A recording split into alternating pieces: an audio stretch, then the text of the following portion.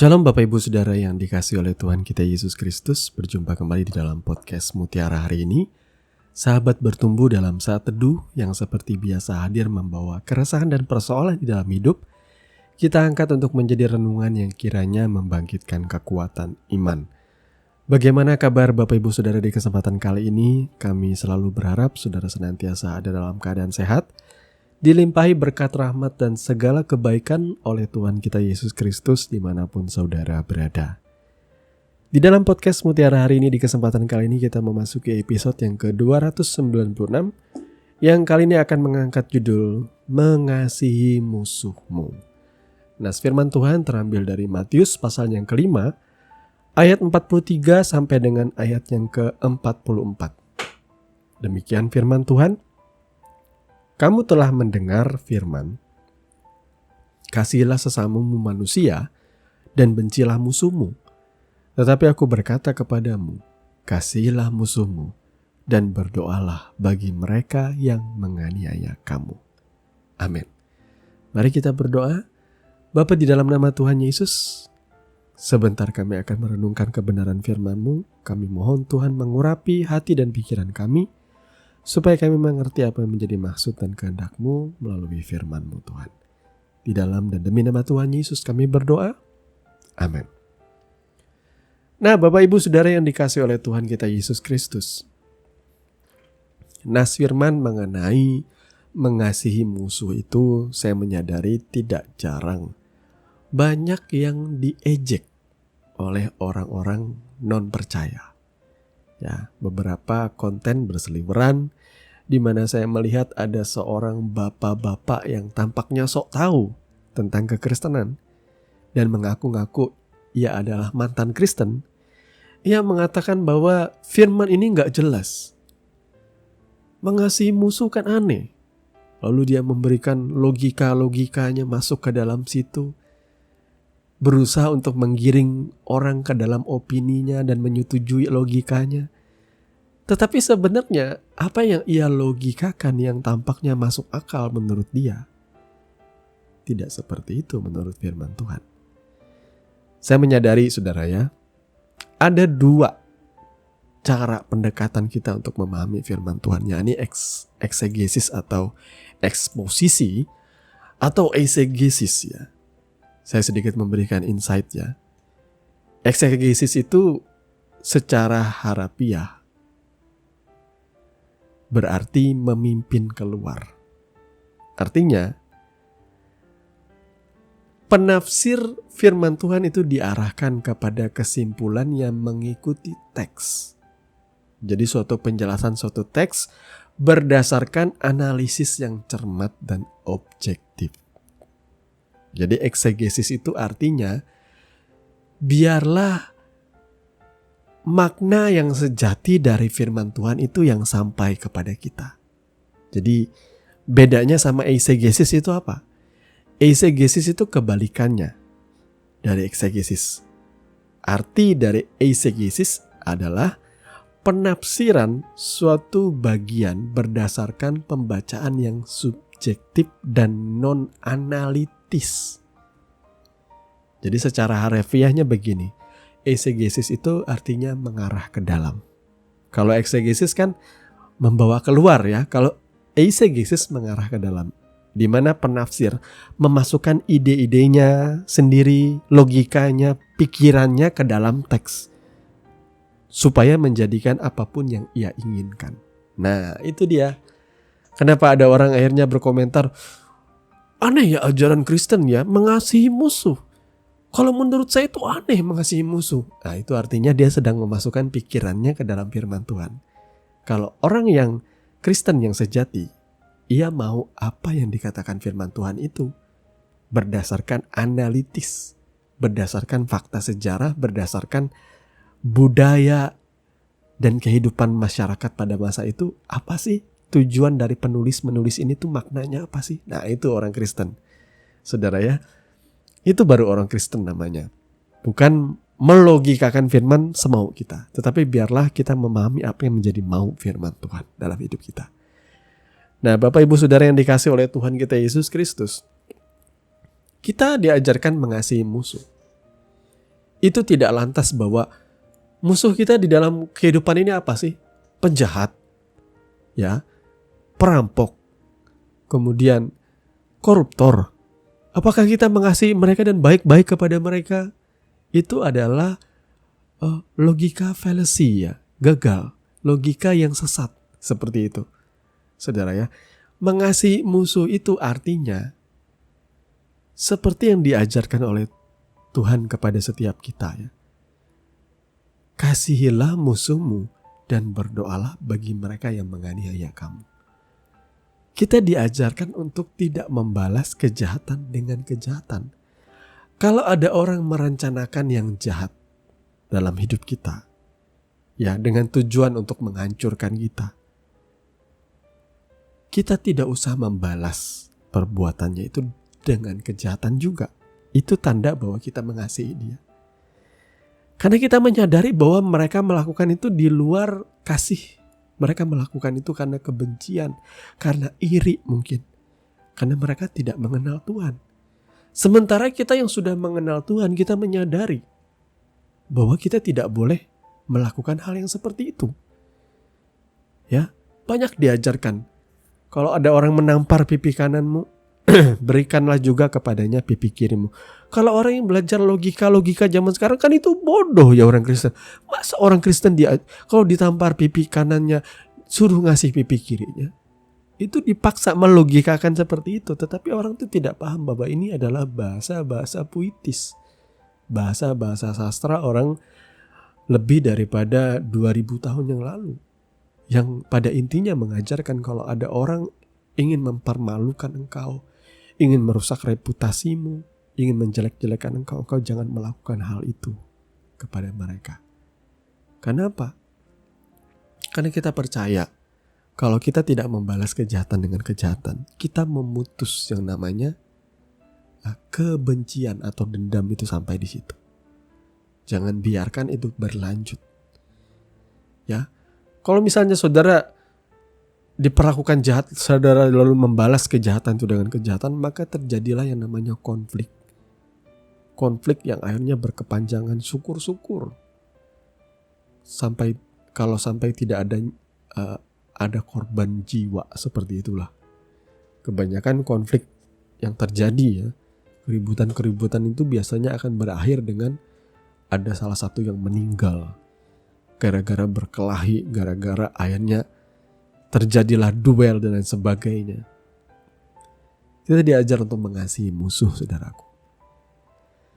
Alasan saya menyampaikan kebenaran firman ini ialah karena pada waktu saya tag podcast ini, tadi malam ya, ada berita mengenai orang-orang remaja pemuda Katolik yang berdoa diserang oleh warga, kemudian dianiaya dan saya kurang begitu jelas, tetapi berita kemudian tuh ada beberapa tersangka yang akhirnya ditangkap oleh polisi dan lumayan gercep juga sih ya polisi kita akhir-akhir ini ya, karena berita itu sudah di sounding di mana-mana, di media-media sosial media khususnya ya, influencer yang menuntut supaya pemerintah tegas dong dengan adanya intoleransi di negara ini ya. Memang kita harus bicara fakta ya. Kita harus bicara fakta, kita harus stand dengan kebenaran. Saya ingat di era-era zaman presiden yang dulu Orde Baru ya, jarang terjadi yang seperti ini, saudaraku ya. Karena pemerintah memang tegas sekali terhadap intoleransi. Kita harus memberikan apresiasi juga sih ya terhadap ya presiden di era Orde Baru ya. Good job lah menjaga toleransi tetap terjaga. Saya ingat saya ini anak tahun 80-90-an, sangat toleransi sekali ya. Tidak pernah kita ada yang namanya ketika orang menjalankan ibadah lalu kita geruduk, kita serang, kita ganggu. Gak pernah. Toleransi itu begitu indah ya. Bahkan luar biasanya kita tahu lah bagaimana menempatkan diri di masa itu. Pelajaran-pelajaran pada waktu itu yaitu pendidikan moral Pancasila pun mengajarkan kita untuk toleransi antar umat beragama. Itu ditekankan sekali.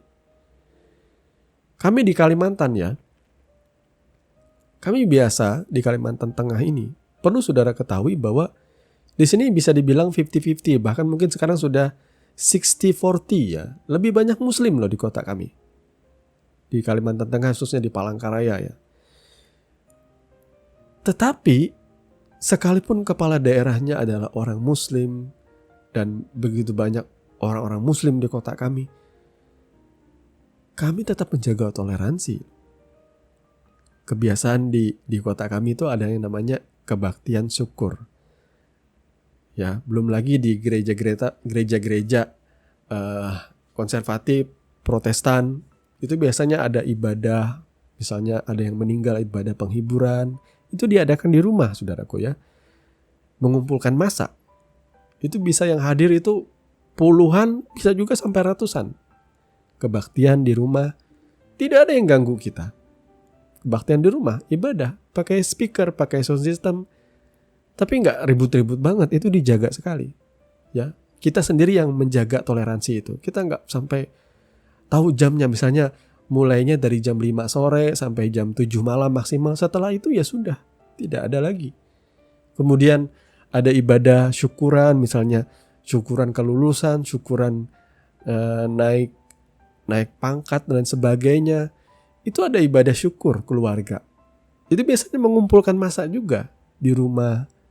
Tidak pernah ada digeruduk atau diserang dan lain sebagainya. Karena sejak dulu kita sangat menjaga hal ini. Jangan sampai ada yang namanya intoleransi masuk ke kota kami. Kalau ada yang berani-berani seperti itu, sebaliknya loh. Yang berani-berani seperti itu yang akhirnya akan digeruduk warga, saudara ya. Dan saya rindu bahwa ini juga dibagikan di wilayah lain di Indonesia supaya jangan ada lah wilayah-wilayah intoleransi. Ya, alasannya digeruduk kenapa? Kalau mengumpulkan massa tidak boleh di rumah.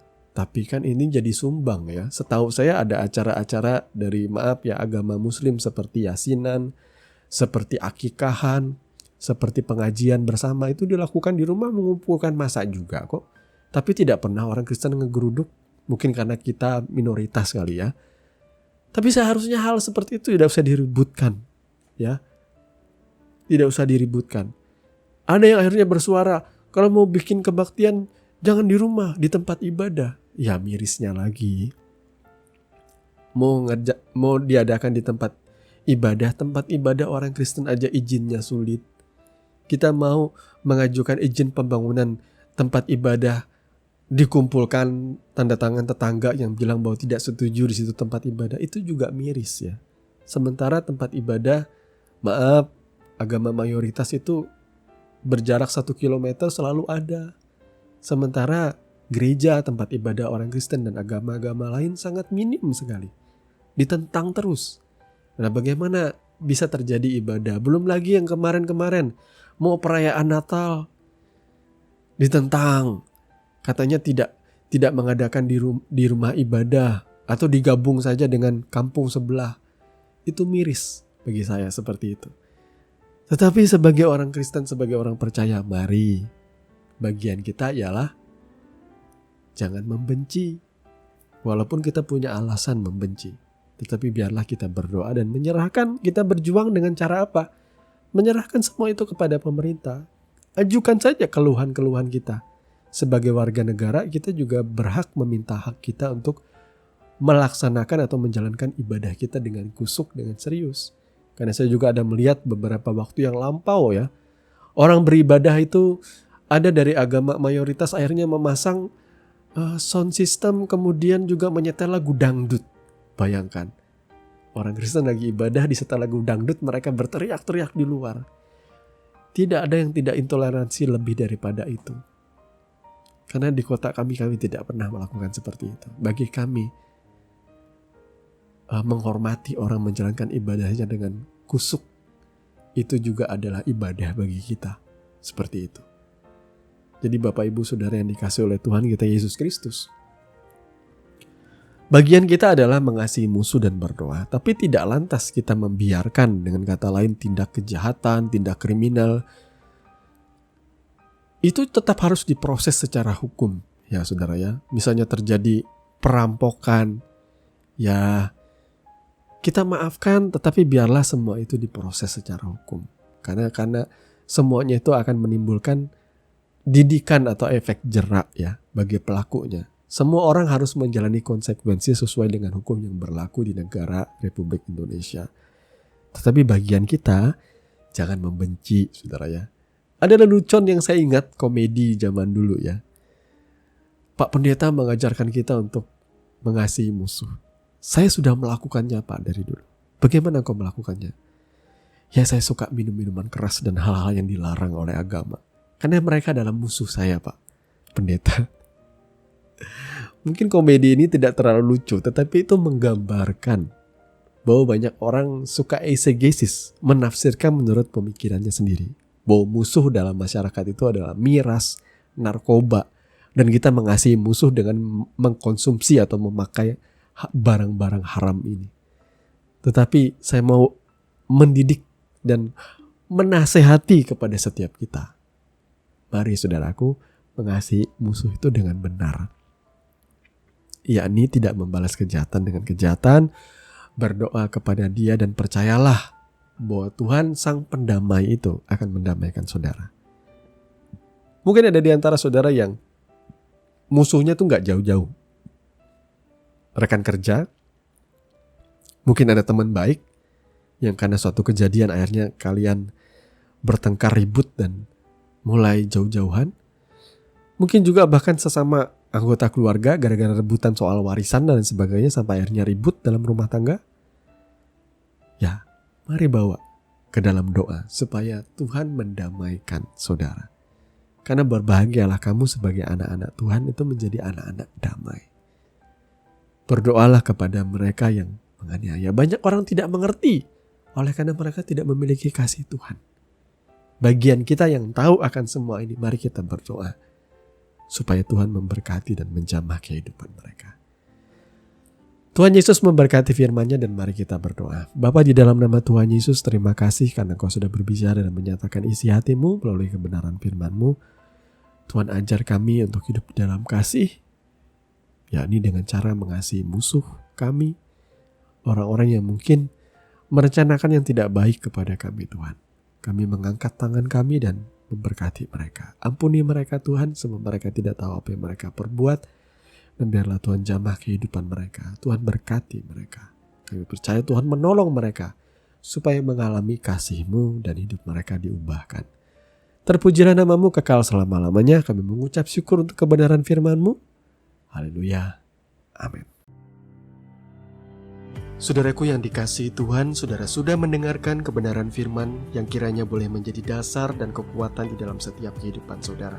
Sampai bertemu lagi di podcast Renungan Firman Mutiara hari ini yang berikutnya. Kasih karunia menyertai saudara sekalian. Shalom.